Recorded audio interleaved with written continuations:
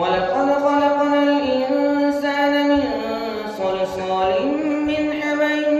مسنون والجان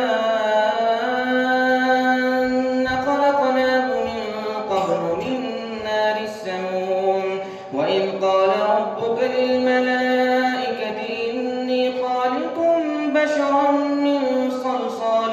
من حمإ مسنون فإذا سويته ونفخت فيه من روحي فقعوا له ساجدين فسجد الملائكة كلهم أجمعون إلا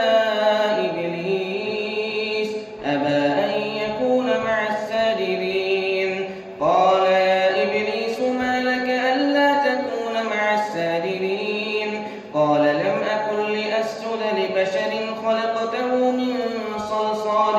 من حمإ مسنون قال فاخرج منها فإنك رجيم وإن عليك اللعنة إلى يوم الدين قال رب فانظرني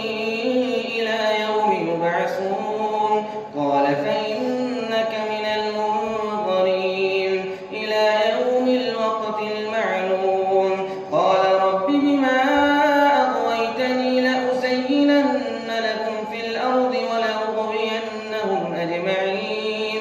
إلا عبادك منهم المخلصين قال هذا صراط علي مستقيم إن عبادي ليس لك عليهم سلطان إلا من اتبعك من الغاوين وإن جهنم لموعدهم أجمعين لها 7